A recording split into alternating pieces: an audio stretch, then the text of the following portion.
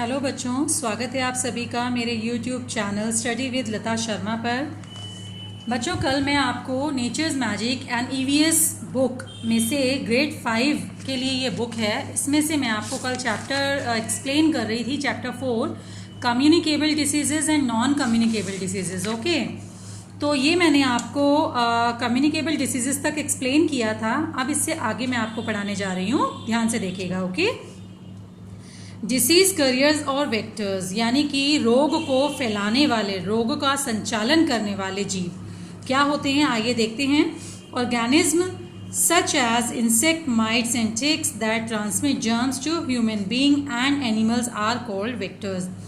यानी कि ऐसे जंतु, ऐसे जीव जैसे कि कीड़े, घुन और भी कई तरह के कीड़े होते हैं जो मनुष्यों और जानवरों में रोगों का संक्रमण करते हैं। ठीक है, उन्हें संक्रामक कहते हैं। संक्रामक यानी कि संक्रमण को फैलाने वाले, यहाँ से वहाँ ले जाने वाले। Okay, they spread diseases like malaria, dysentery, cholera, typhoid ETC। ये अनेक तरह की बीमारियां हैं जिनको एक स्थान से दूसरे स्थान तक फैलाते हैं, जिनके कीटाणुओं को यहाँ से वहाँ फैलाते हैं। Okay, The insects feed on human waste and garbage lying in the open or around the drain or dirty water bodies. They sit on these dirty areas from where they pick up and transport various disease-causing germs.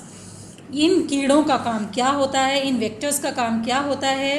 ये जो भी कूड़ा करकट या खुली हुई नालियाँ या गंदगी जहाँ भी देखते हैं, ये वहाँ पर बैठते हैं, वहाँ से इस गंदगी के जर्म्स को पिक करके और सुरक्षित स्थानों तक ले जाते हैं। तो क्या होता है कि साफ़ सुथरी जगह पर जब ये जाकर बैठते हैं तो ये तरह तरह की बीमारी फैलाने वाले जर्म्स को गंदगी से साफ जगह तक भी फैला देते हैं। Okay, malaria is caused bye mosquitoes. Malaria मच्छरों के द्वारा फैलता है, यानी यहाँ पर जो वेक्टर्स हैं वो मच्छर हैं। Malaria is caused by a protozoa that lives inside the bodies of mosquito. मच्छरों के शरीर में एक तत्व होता है प्रोटोजोआ, जिसके कारण यह बीमारी फैलती है। It is called plasmodium. Only female anopheles mosquitoes can spread malaria. केवल फीमेल जो मच्छर होते हैं वही मलेरिया को फैलाते हैं। They are mainly active after dark. अंधेरा होने के बाद ये एक्टिव हो जाते हैं। मच्छर आपने देखा होगा दिन की रोशनी में इतना नहीं दिखते जितना कि अंधेरे में हमें परेशान करते हैं, right? As they feed on human blood and plasmodium enters the blood stream and causes malaria. जब ये मच्छर शरीर में काटते हैं और ब्लड में ये प्लाज्मोडियम को सप्लाई कर देते हैं तो इस कारण मलेरिया फैलता है।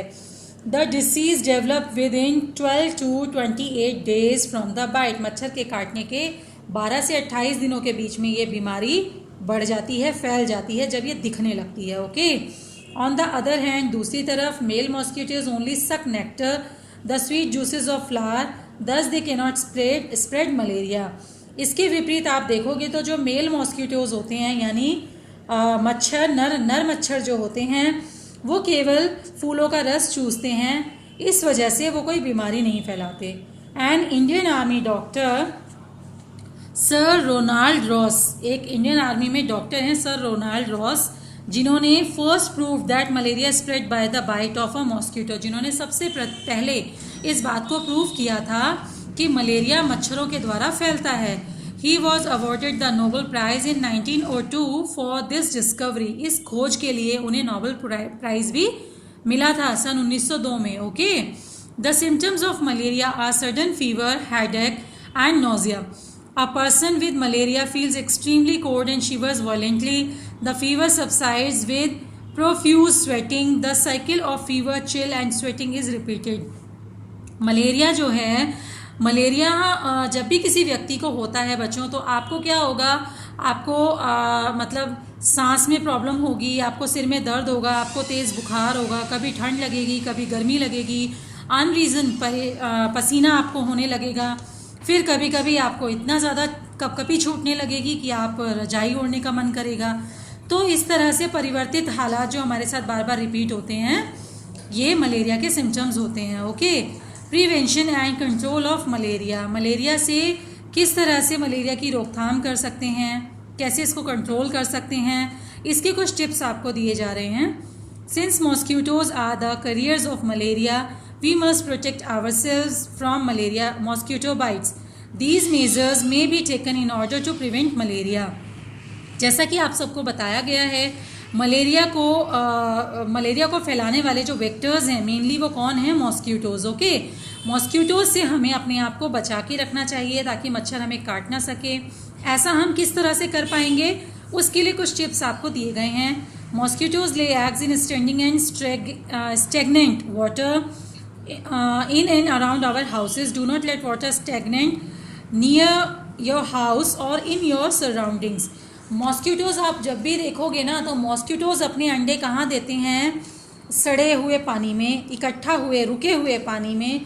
प्रवाहित पानी जो होता है नदियों का, नहरों का, झरनों का, उनमें कभी मच्छर नहीं होते। ओके, लेकिन नाले में, तालाब में या किसी गड्ढे में या किसी भी डीप होल में जब पानी इकट्ठा रहता है ना, काफ़ी समय तक सड़ने लगता है, तब उसमें मच्छर अपने अंडे देते हैं और उनकी मात्रा बढ़ने लगती है। तो ऐसी जगहों को अपने आसपास होने से बचाना चाहिए। कोई भी गड्ढा, रुकी हुई नाली आप देखते हो तो या तो उन्हें मिट्टी से कवर करके ढक देना चाहिए या फिर नालियों के जो माउथ होते हैं वो ओपन कर देने चाहिए ताकि पानी का कंटिन्यूशन फ्लो बना रहे, पानी रुके नहीं। रुकेगा तो सड़ेगा तो मच्छर पैदा होंगे। ओके, तो इस चीज़ से हमें अपना बचाव करना चाहिए।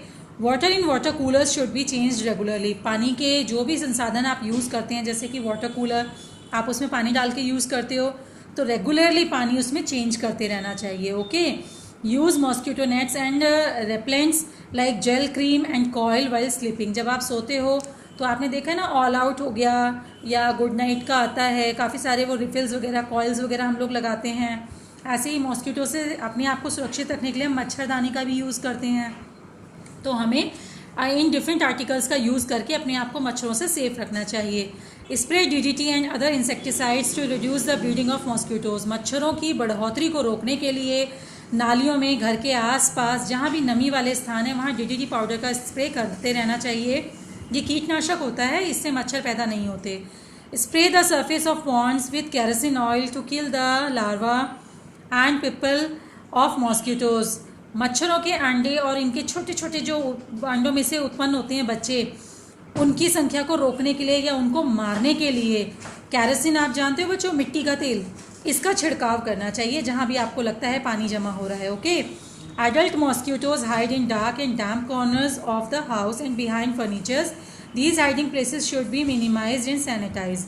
जो एडल्ट मॉस्किटोज होते हैं, जैसे इंसानों में एडल्ट होते हैं 18+, ऐसे मॉस्किटो में भी एडल्टेशन की कोई एज, कोई एक टाइम पीरियड होता होगा। तो जब एडल्ट मॉस्किटोज होते हैं ना, ये हमेशा डार्क में ही छिपते हैं और डार्क होने, जब अंधेरा हो जाता है उसके बाद ही अटैक करते हैं। तो हमें क्या करना चाहिए, घर में जो भी डार्क कॉर्नर्स हैं उनकी सफाई का, सैनिटाइजेशन का प्रॉपर ध्यान रखना चाहिए और कोशिश करनी चाहिए कि घर में कम से कम डार्क प्लेसेस हों। ओके,